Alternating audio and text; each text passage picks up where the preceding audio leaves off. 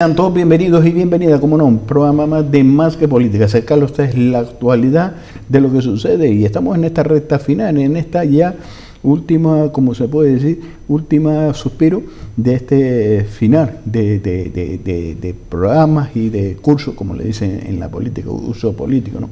Pero es el tiempo también de hacer reflexión, ¿no? Y de la gestión que se ha llevado y de los diferentes programas que hemos llevado a cabo. Y hoy queremos comenzar, fíjese usted, hablando del colegio oficial de graduados sociales de Las Palmas y de Fuerteventura. Y para ello tenemos con nosotros a su expresidente, don José Ramón Damaso Artiles. Muy buenas tardes. Hola, buenas tardes. ¿Cómo estamos? Pues muy bien, la verdad.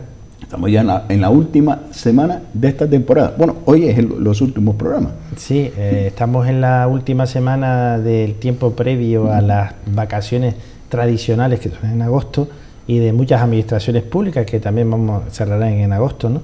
Y como no, también es el cierre de un ciclo de muchos programas radiofónicos y televisivos como el que tú dignamente presentas y que llevas, ¿no? Y fíjese usted que coincide también que es el cierre de un ciclo al frente de la presidencia del Colegio Oficial de Graduados Sociales de Las Palmas y de Fuerteventura. Sí, de Gran Canaria y Fuerteventura. Efectivamente, el 14 de julio salió elegido otro compañero de las dos planchas que se presentaban, Fermín Ojeda, y en realidad se tenía que haber celebrado el 14 de marzo, pero con el 29 de marzo, perdón, pero con el tema del COVID se dilató y se suspendió la campaña electoral hasta después del confinamiento. Y a partir del 14 de julio pues hay otro compañero con su junta de gobierno quien toma las riendas del colegio, y yo doy por finalizado 12 años y 4 meses de mandato, ¿no? Que es bastante.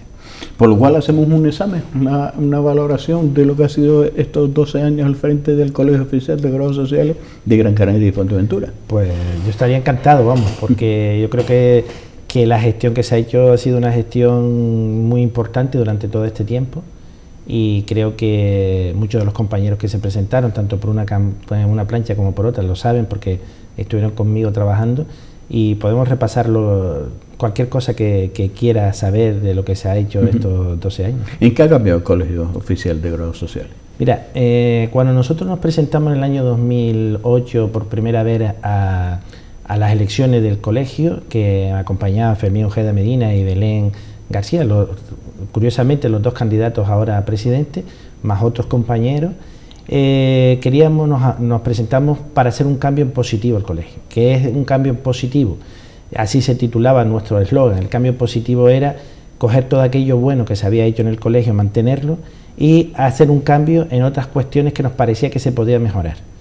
Las cuestiones que se hizo por el anterior presidente, entre las que más importante destaca, es la jornada de derecho al trabajo y seguridad social, que nosotros heredamos, y que son unas jornadas donde se traen personalidades del mundo de la judicatura y del mundo de la universidad de fama internacional, y que son muy reputados, y nosotros hemos seguido o queríamos seguir con esa acción que nos parecía muy adecuada, pero sin embargo queríamos cambiar una serie de cuestiones, como puede ser la cercanía al colegiado, una mejora de gestión interna, una reducción de coste, y empezamos a trabajar nuevas tecnologías, aplicar nuevas tecnologías. Estamos hablando del 2008, que parece que fue ayer, pero del 2008 ahora las tecnologías han cambiado a unos pasos agigantados, ¿eh? Es decir, el Zoom, famoso, todas estas videoconferencias que estamos utilizando en estos últimos 6 meses, prácticamente eran grandes desconocidas hasta enero de este año, imagínese usted en el 2008.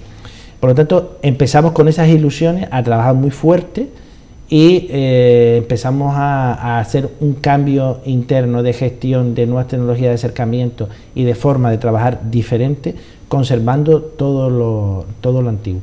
De hecho, los propios trabajadores y trabajadoras del colegio, el gerente y las dos compañeras, pues nos ayudaron bastante en esa nueva etapa que empezamos en el año 2008 ya en el colegio, y a partir de ahí pues empezamos a hacer nuestra gestión. Fundamentalmente, desde el punto de vista interno de la gestión, pues hemos ahorrado los costes de forma tremenda. En segundo lugar, la tesorería, nosotros cuando la hemos triplicado desde que nosotros la cogimos. Yo cogí la tesorería con X y la he dejado con 3 veces X. Es decir, que no es tampoco para lo que hemos vivido algo baladí. Ten en cuenta que cuando nosotros entramos con la crisis del año 2008, la crisis en donde se nos iba cayendo compañeros y compañeras en el camino que no podían seguir, impagos de compañeros y compañeras, y eso solo se pudo salvar con una gestión eficiente y eficaz de una junta de gobierno, la primera que tuve en el cuatrienio de 2008-2012, que fue impresionante el trabajo que hicimos. Creo que logramos en esa etapa muchas metas, prácticamente casi todo el programa que llevamos, 95%, todo lo que dependía del trabajo nuestro se hizo, y con esa ilusión empezamos al segundo año. Y en el segundo año, en la segunda legislatura, en la segunda legislatura nuestro eslogan era seguir cambiando, ¿no? Seguir con el cambio. Y ahí pues se creó lo que es el Consejo Canario de Grados Sociales, que llevaba estancado más de 10 años, ¿vale? Y fue fruto de la buena sintonía con el Colegio de Santa Cruz de Tenerife, con el Colegio de Lanzarote, de tal manera que tras pocos meses de diálogo pues se hizo el Consejo Canario, se construyó, y yo tuve la suerte de ser el primer presidente del Consejo Canario de Grados Sociales, y empezamos una segunda etapa bastante importante, también con dificultades, porque en aquel entonces, el 2012-2016, se estaba planteando la desaparición o no de los colegios profesionales como entidades de derecho público. A ustedes saben que los colegios profesionales son entidades de derecho público. Entonces, en esa segunda etapa, también me acompañaron Fermín y me acompañó Belén y otros compañeros, prácticamente la mayoría de los que se han presentado, pues la pelea estaba en los colegios, la supervivencia de los colegios, tal como lo tenemos configurado actualmente. Afortunadamente lo logramos. Logramos que la ley Omnibus se paralizara, por un lado, en el desarrollo que nos afectaba a nosotros. Nos permitieron introducir enmiendas en la ley Omnibus sobre la responsabilidad de tener un colegio jurídico como el nuestro, que sea obligatoria colegiación. Y esa fue la segunda batalla de nuestro segundo, digamos, mandato. Y ya el tercer mandato, lamentablemente, lo finalicé con el COVID 2020, que yo siempre le digo a los compañeros que empecé con una crisis y acabé con otra. Es decir, yo creo que parece que fue un sino, ¿no? Pero la verdad es que estoy orgulloso, estoy muy orgulloso, muy satisfecho del trabajo hecho. Se podía seguramente hacer mejor o más cosas, pero estoy muy orgulloso del trabajo que se hizo, de las personas que llevé, de todas las personas que llevé en las diferentes etapas. Ten en cuenta que del 2008 al 2020 tuve 3 juntas de gobierno donde prácticamente mantuve entre un 40 y un 30% la originaria. En esta última junta de gobierno fue el cambio radical, hicimos el 70% de cambio de junta de gobierno, casi todos personas jóvenes, de corta colegiación, y sobre todo mujeres. Es decir, llevábamos 9 mujeres, de 16 personas había 9 mujeres, con lo cual en esto de la igualdad y de la equiparación nosotros lo teníamos muy claro desde el principio, del minuto 1. Por lo tanto, son personas que trabajaron codo con codo conmigo, me siento orgullosísimo de ellos, hicieron una gran labor, ahora muchos de ellos la están siguiendo y creo que van a hacer una buenísima labor también en el colegio actualmente. ¿Se siente con el objetivo marcado? Hombre, siempre, esto es como cuando acabas un partido de fútbol, siempre podía correr un poco más, tirar el balón más fuerte o tirar más centrado. Yo entiendo y creo con total sinceridad que el trabajo marcado en 2008 se hizo. Fue tener un colegio moderno, adaptado a las nuevas tecnologías, cercano al colegiado, que la cuota colegial que el colegiado paga le repercute un valor añadido, le repercute porque nosotros los servicios que damos por el importe que se paga anualmente es deficitario, es decir, nosotros pagamos una media de 680, 700 euros al año Y tenga usted en cuenta que nosotros ofrecemos el 90% de los cursos de forma gratuita, y no son cursos cualquiera, son cursos que viene un catedrático, que lo da un magistrado, y que hay que pagarle a ese magistrado, hay que pagarle a ese catedrático. Y al margen de eso, el sustento documental de base de datos, que tenemos 2 bases de datos que en el mercado libre te puede costar cerca de los 2.000 euros, las tenemos de forma prácticamente gratuita para los colegios, con lo cual yo creo que si tú pones en una balanza lo que pagas y en otro el servicio que te da el colegio, pues verás que es deficitario lo que pagas, ¿no? ¿Qué es lo que nosotros entendíamos? Nosotros entendemos es que el colegiado, cuando abona su cuota, la abona por un valor añadido del colegio. Y estar colegiado no es lo mismo que no estar colegiado. El valor añadido que da un colegio es que haya un soporte profesional detrás, una ayuda profesional detrás, y obviamente en esa línea vamos. Que se podría hacer muchas más cosas, quizás a lo mejor el problema grave que tenemos ahora y que teníamos son las administraciones públicas. Con las administraciones públicas,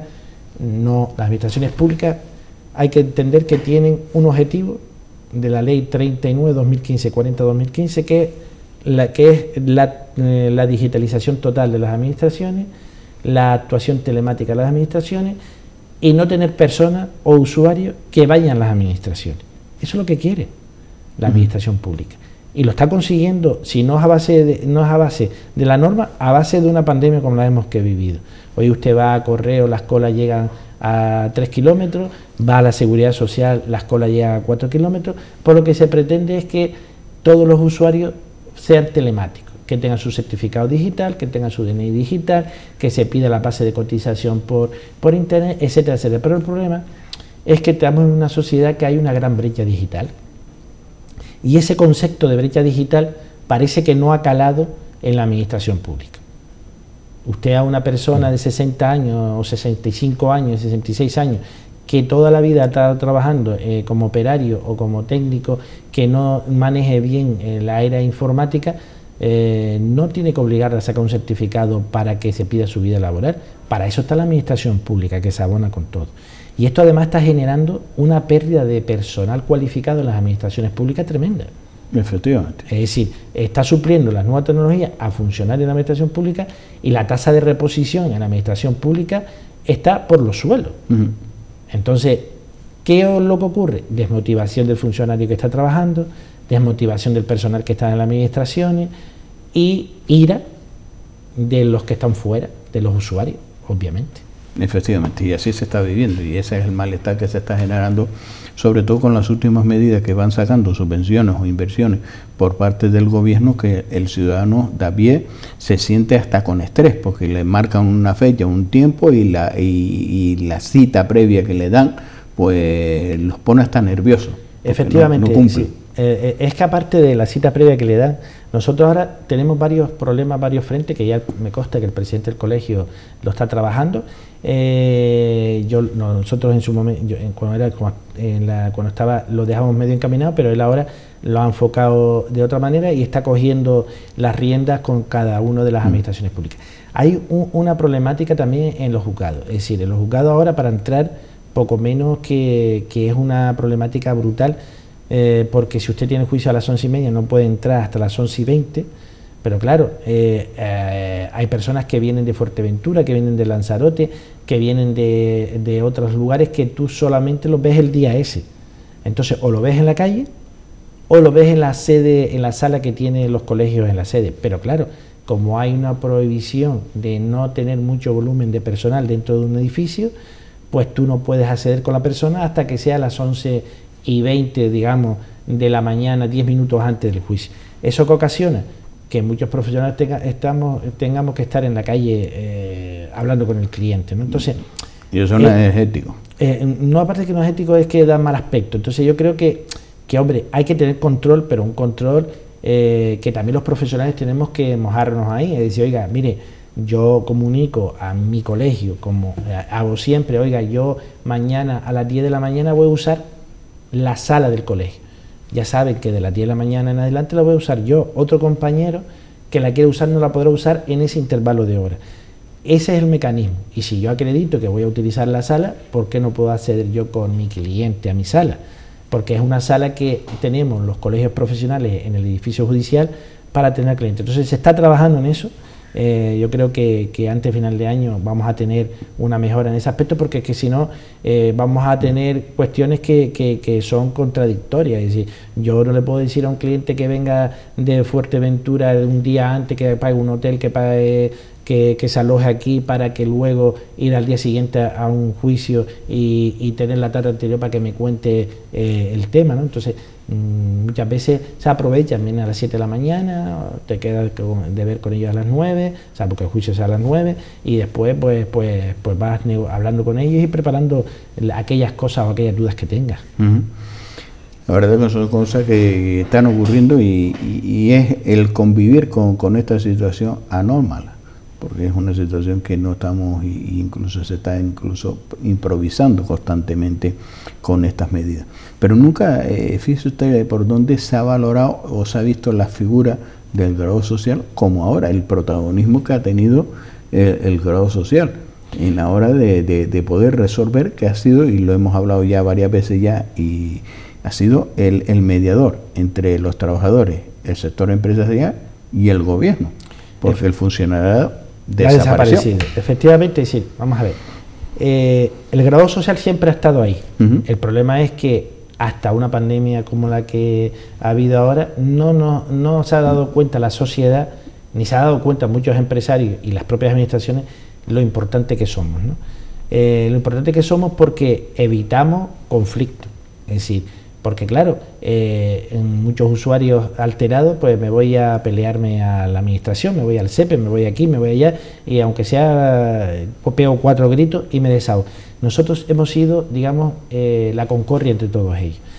Yo siempre le planteé a los alumnos, cuando iba a entregar las orlas del fin de carrera como presidente del colegio, siempre les indicaba que nuestra profesión es una profesión silenciosa, pero necesaria. Es decir, una profesión que es necesaria porque somos quien pone dos partes tan antagónicas de la relación laboral como es el empresario y el trabajador, y tenemos que mediar entre ellos para que ese sentido, esa cultura empresarial, esa cultura llegue al trabajador, y al contrario, que el empresario sepa que el trabajador es capital humano necesario para que su actividad sea. Y es una profesión silenciosa, sacrificada y muchas veces desnostada por algunos de que creen que tienen una profesión jurídica mejor que la nuestra o por otros intereses particulares. Y les pido siempre que se amparen en el colegio cuando vean que su profesión está siendo avasallada por cualquiera, y que la única manera de llegar a buen puerto es ser mejores que los demás. ¿Cómo? A través de la formación. Y para eso está el Colegio de Graduados Sociales. Y en ese sentido de la mejora de la colegiación, de la mejora de la formación, mi trabajo como presidente del colegio y con mi junta era eso precisamente, incentivar la formación. Y puedo decir que gracias a esa formación nosotros hemos sido capaces de afrontar con sus pros y sus contras la pandemia y las actividades. Cuando se ha creado grupos por ahí, se ha creado grupos de abogados laboralistas, de gestores laboralistas, de economistas que se dedican a lo laboral, para aprender del resto de personas, los graduados sociales, a través de su colegio, han tenido información día a día, a través del Consejo General de Graduados Sociales ha tenido información día a día. Hemos preparado formularios, 60 o 70 formularios, y lo hemos colgado en la web para que los compañeros los tengan. Hemos recibido en una media entre 20 y 30 consultas diarias al colegio con dudas de compañeros y compañeras, y gracias a ese soporte formativo, a ese soporte colegial, muchos compañeros se han enfrentado con tranquilidad a los ERTE. Con tranquilidad, no digo con seguridad, porque la seguridad no la daba las normas, pero sí con tranquilidad de que al menos el criterio mayoritario sobre un tema en concreto era X o Y. Sin embargo, otros se han venido a formar, han venido a beber de la fuente del graduado social a través de estos falsos grupos que se crean. Entonces, aquí es donde tenemos nosotros que intentar ser más corporativistas. Es decir, más corporativistas. tenemos que ser muy corporativistas, que es lo que le falta al graduado social.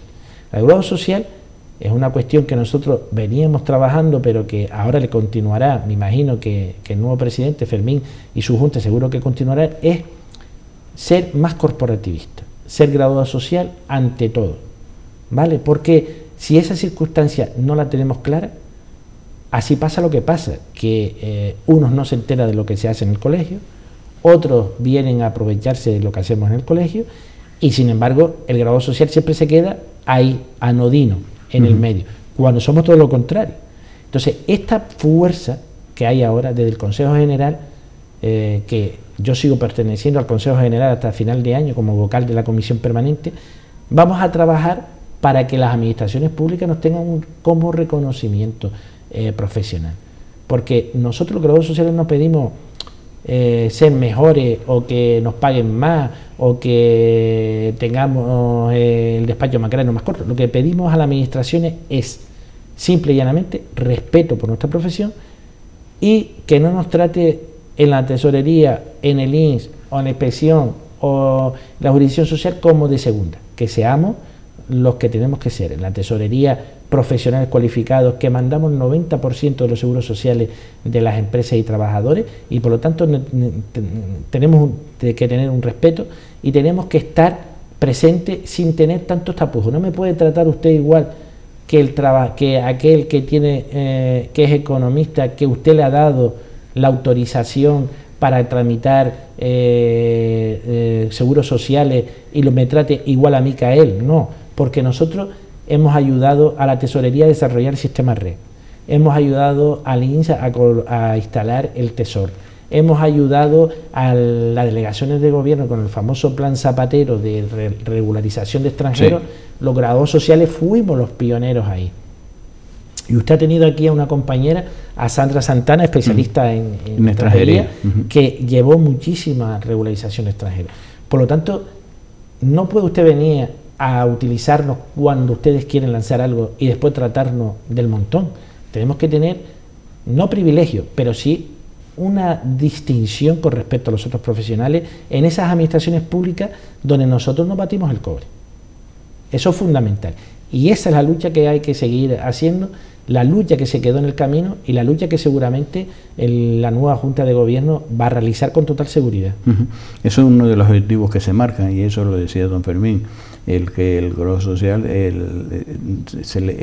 esté en el sitio que tiene que estar, ni más abajo ni más arriba, sino que lo que busca es que sea, lo que no se puede permitir lo que se está permitiendo, ¿no? La figura del grado social, que ha sido fundamental, porque no hemos olvidado o se ha ocultado así de claro, pues que lo hemos conocido por ustedes, porque cuando salta este decreto del 14 de marzo dictado por el señor Pedro Sánchez, presidente del Gobierno de España, se valora, se felicita a los sanitarios, a los cuerpos de seguridad, al sector del transporte, al sector de la alimentación, al sector de la limpieza. Y cuando fue un poquito más evolucionando, alguien se acordó y dice, oye, pero mire, es que los grados sociales están jugando también un buen papel y lo vamos también a felicitar. Claro, pero fíjese que ahí y coincide con lo que yo le estoy diciendo del corporativismo. Muchas veces nos olvidamos, lanzados por la pasión, lanzados por el estrés que nos ha generado todo este trabajo, nos lanzamos a meternos en grupos donde se habla de gestores, de asesores, de abogados laboralistas y de grados sociales. No, ese es un grave error. Yo no veo, poner un ejemplo, grupo donde sale de médicos, fisioterapeutas, ATS, enfermeros y auxiliares. No, médicos, DUE, enfermeros y técnicos son técnicos. No se mezclan, porque tienen muy claro el corporativismo profesional. Nosotros no lo tenemos. Podemos ir de la mano para pedir cosas, pero en este caso en concreto yo creo que hay que hacer un poco de autocrítica. Lo han hecho muchos compañeros, de meterse en el grupo de gestores, asesores y abogados. Es decir, no, nosotros somos graduados sociales y como graduados sociales tenemos que defender nuestra profesión y nuestro trabajo.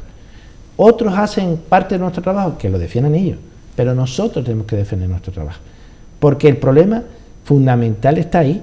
El problema fundamental es que estamos en una ola que si no la aprovechamos ya no va a volver a venir tal cual. Entonces tenemos que aprovechar esta ola y desde el Consejo General se está trabajando en ese sentido. El Consejo General ha mantenido durante toda esta pandemia, pues yo le puedo decir, con una media de comunicaciones diarias eran entre 2 o 3, pero reuniones con el director general de trabajo, con el subsecretario de Estado, con la subsecretaria, pues por lo menos, sin exagerarle, entre una media de 20 y 30. Y ahí nos ha marcado que de todos los sectores que usted ha nombrado, hay como un pequeño intrusismo, digo, a raíz de la figura del grado social.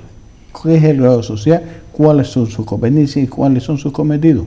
Y de ahí que no me venga porque usted sea abogado, o porque usted sea gestor, o porque usted en su momento montó una gestoría. El problema surge... Que son funciones que parece ser que son funciones, y a usted ha puesto ahora el sector sanitario. Yo no he visto nunca a un enfermero recetándole a un paciente. ¿Quién receta? El médico. El médico. Efectivamente, lo que pasa es que hay profesiones que, si bien no están capacitados para hacerlo directamente, lo tienen como una solución a su actividad. Su actividad. ¿Por qué? Porque la norma es parca.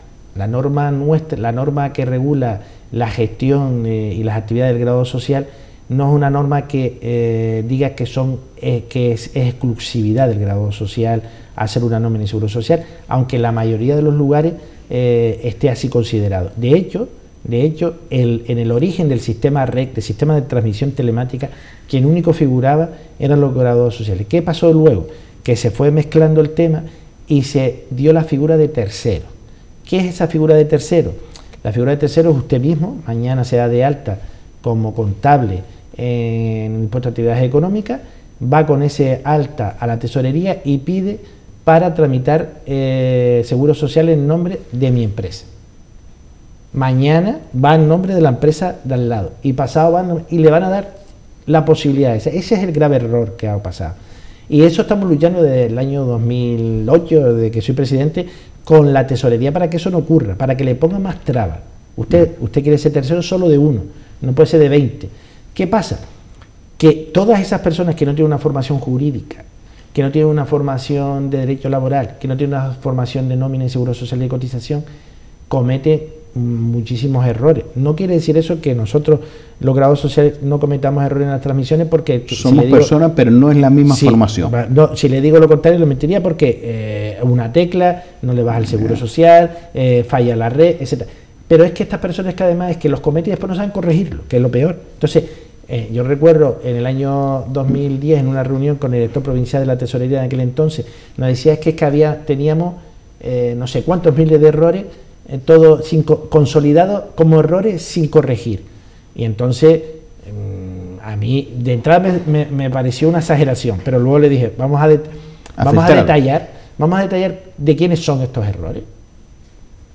Y cuando empiezas a detallar y a sacar la arenilla de lo que está, ves que la mayoría no eran graduados sociales. Habían graduados sociales, pero la mayoría no eran graduados sociales. Y los graduados sociales que habían, que era, le puedo decir si eran 100, pues 5. A esos en concreto, ¿qué hizo el colegio? Lo llamó, le preguntamos por qué se consolidaban esos errores en la tesorería, y muchos de ellos era porque no se les había explicado cómo tenían que quitar la consolidación, ni que tenía que corregirlo para que no se consolidaran con errores. A partir de ahí hicimos varias actividades formativas y los errores se minimizaron al cero con los graduados sociales. Continuaban los errores, pero con esos llamados terceros, pero no con los graduados sociales. Es que ese es el origen. Pero esos terceros dañan la imagen del grado social. Claro, porque mire, a mí cuando me dice detenido un asesor laboral por hacer contratos fraudulentos de extranjeros y cobrar 3.000 euros.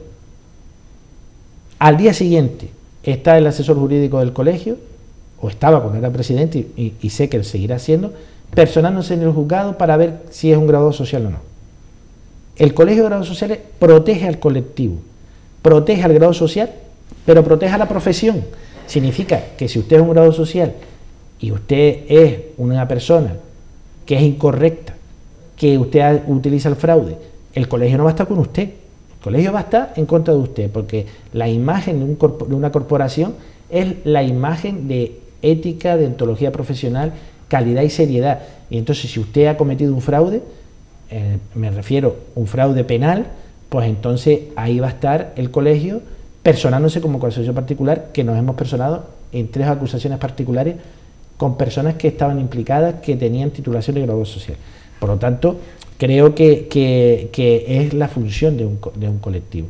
Y eso se lo transmitimos, es lo que le intentamos transmitir a las administraciones públicas. Oiga, mire, a nosotros no nos trate del montón. Nosotros somos diferentes en la tesorería, somos diferentes en el INS, porque conocemos la materia.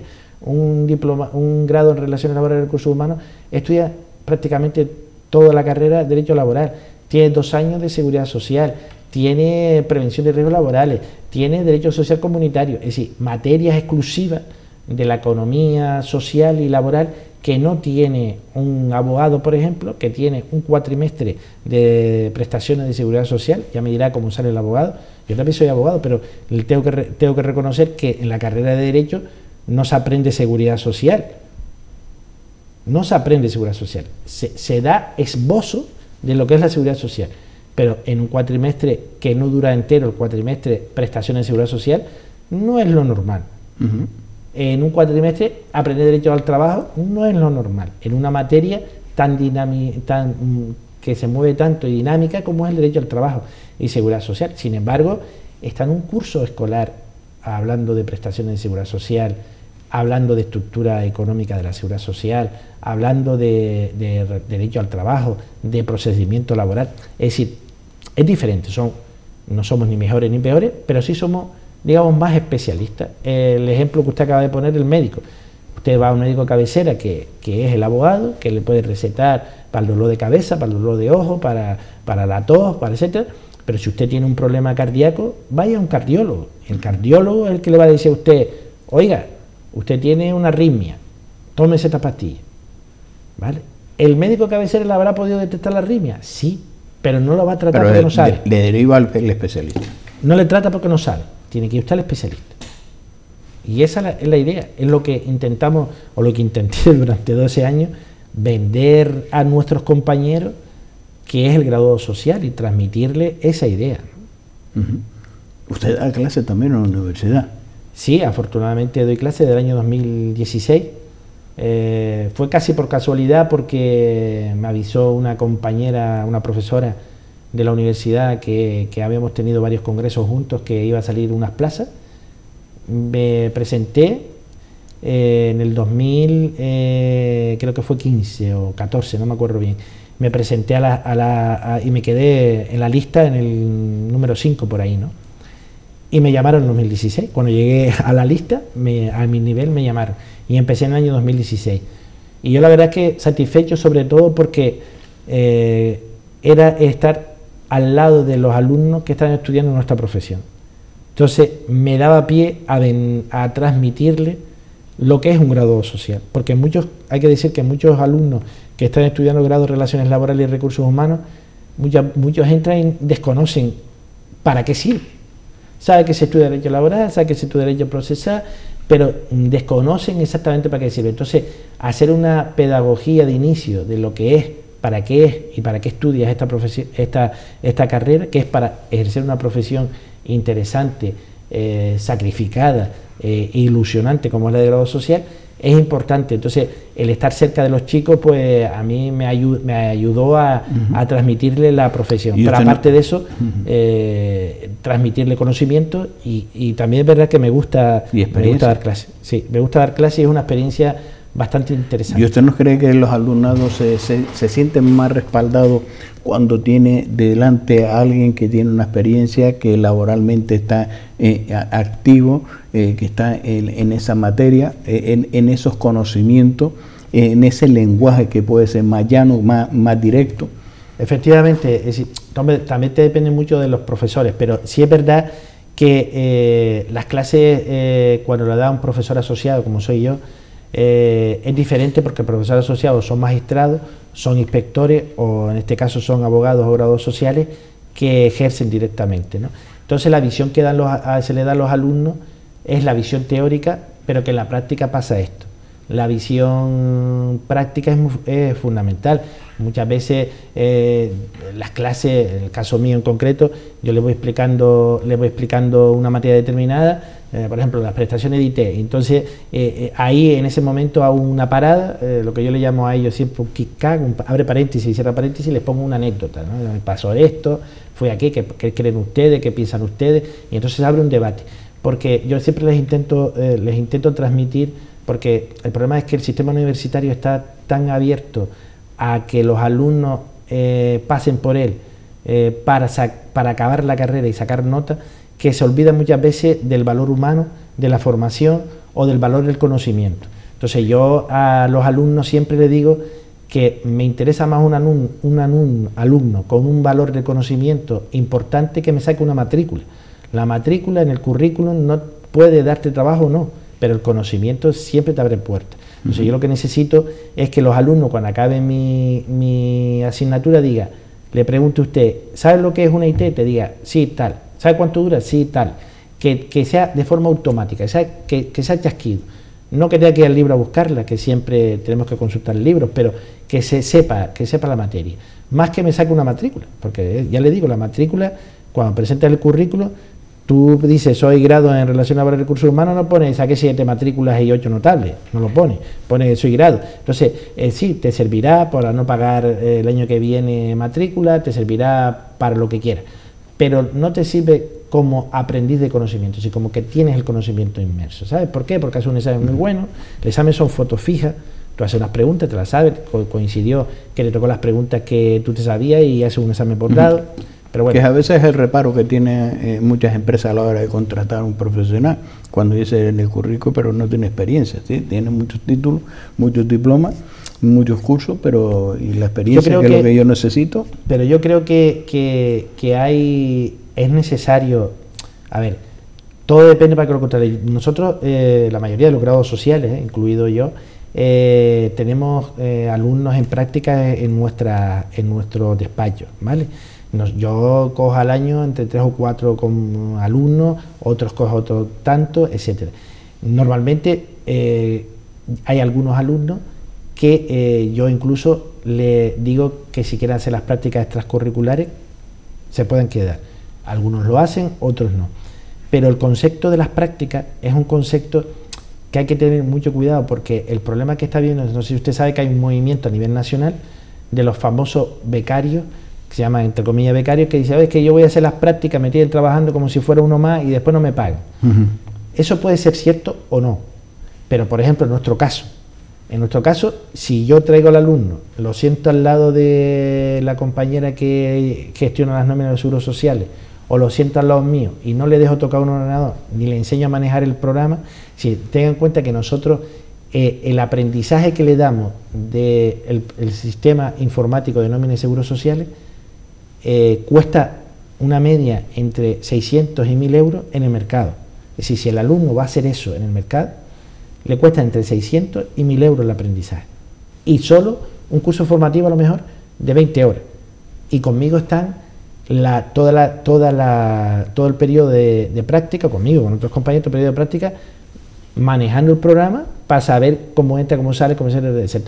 Supervisado por una compañera, pero entran a trabajar en el programa. Entonces, los alumnos también, los estudiantes tienen que darse cuenta que yo es que he sido estudiante como ellos, y yo recuerdo que cuando acabé la carrera de grado social, yo compatibilizaba la carrera, yo era funcionario y compatibilizaba los estudios con ser funcionario, y yo quería hacer práctica por las tardes en algún despacho y nadie me cogía.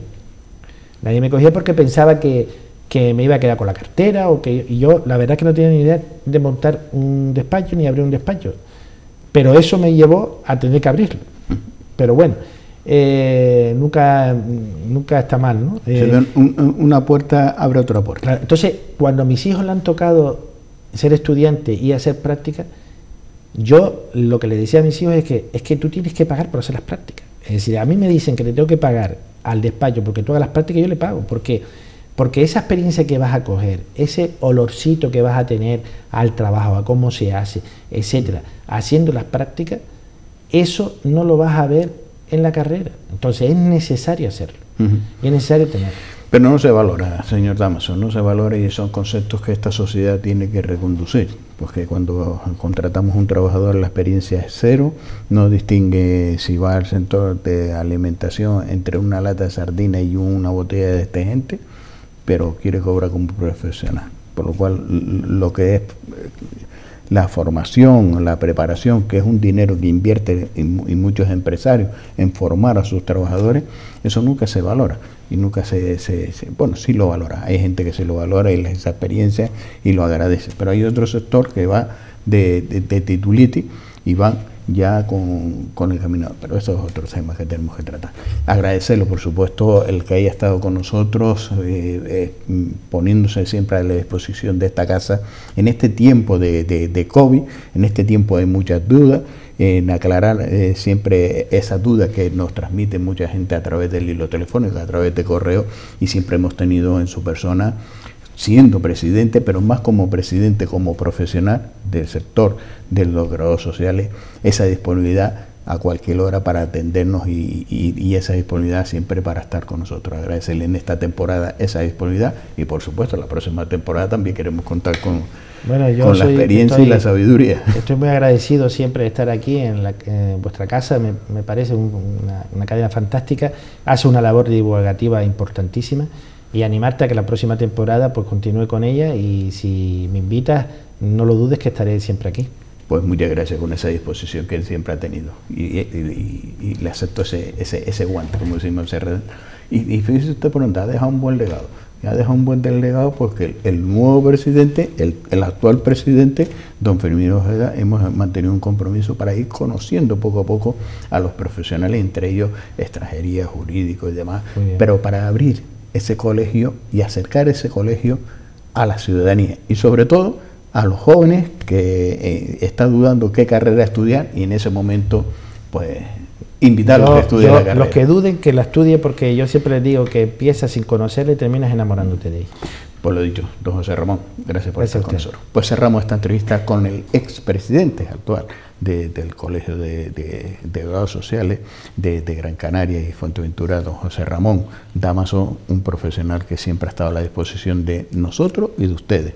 Y eso es lo que siempre valoramos del sector profesional, esa generosidad que siempre se tiene en un estrés que estaban viviendo en esos momentos porque había que responder. Y eso es un valor que por lo menos en esta casa agradecemos. Nos vamos a publicidad y a la vuelta volvemos nuevamente con todos ustedes, compartiendo este tiempo de Más que Política.